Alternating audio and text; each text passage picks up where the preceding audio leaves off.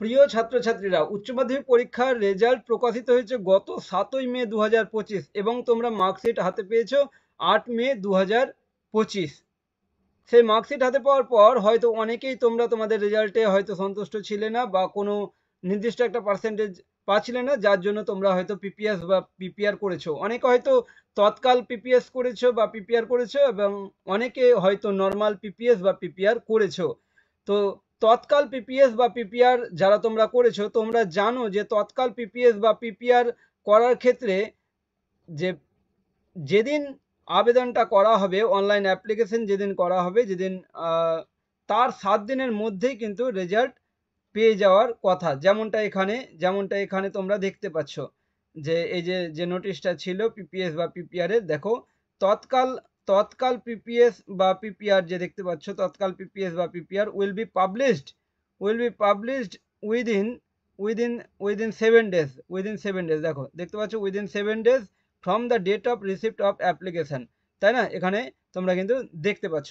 তো এবারে প্রশ্ন হচ্ছে যে তোমরা কিভাবে তোমরা দেখবে যে তোমাদের যে নতুন মার্কশিট বা তোমাদের রেজাল্টে কোনো পরিবর্তন হয়েছে কি হয়নি, তোমরা কিভাবে দেখবে? এখন প্রশ্ন ঘুরছে তোমাদের মধ্যে এটাই।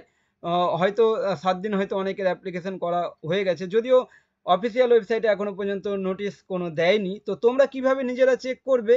দেখো, তোমরা প্রথমে যে অফিসিয়াল ওয়েবসাইট এখানে যাবে।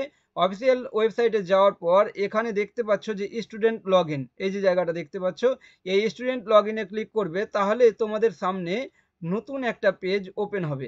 এরকম একটা পেজ ওপেন হবে। এখানে তোমরা যে এই যে দেখো অলরেডি রেজিস্টার্ড ক্যান্ডিডেট, এখানে তোমরা সাইন ইন করবে।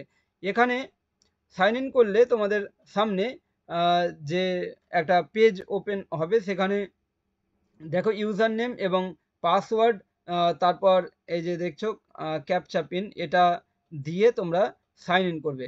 সাইন ইন করলে তোমাদের সামনে তোমরা কি রকম দেখতে পাবে, দেখো দেখো সাইন ইন করার পর তোমাদের সামনে এরকম একটা পেজ ওপেন হবে। এখানে তোমরা যদি নিচের দিকে যাও, তাহলে এখানে দেখতে বাঁদিকে এই যে এখানে দেখতে পাচ্ছ ফর্ম স্ট্যাটাস, পাচ্ছ দেখতে? তো এখানে কি লেখা রয়েছে? Request type. তুমি যদি পিপিআর বা পিপিএস করে থাকো, এখানে দেখতে পাচ্ছ যে এখানে এটা পিপিআর করা হয়েছে। এখানে এই যে পিপিআর দেখতে পাচ্ছ, ফর্ম স্ট্যাটাস পেড এবং ইস তৎকাল। এখানে কি দেখতে পাচ্ছ? ইস তৎকাল লেখা রয়েছে কি ইয়েস, মানে তৎকাল করা হয়েছে। তো পেমেন্ট যে স্ট্যাটাস, দুটো সাবজেক্ট এখানে পিপিআর করা হয়েছে, যার জন্য তোমরা জানো যে পিপিআর এর ক্ষেত্রে 800 টাকা করে, মোট 1600 টাকা দুটো সাবজেক্টের জন্য। তারপর দেখো এখানে লেখা রয়েছে কি স্টেটমেন্ট অফ মার্ক। এখানে দেখতে পাচ্ছ ভিউ মার্কশিট, ঠিক আছে? এখানে তোমরা দেখতে পাবে যে ভিউ মার্কশিট, এই লেখাটা তোমরা কিন্তু দেখতে পেয়ে যাবে। ভিউ মার্কশিট লেখা আছে মানে কি?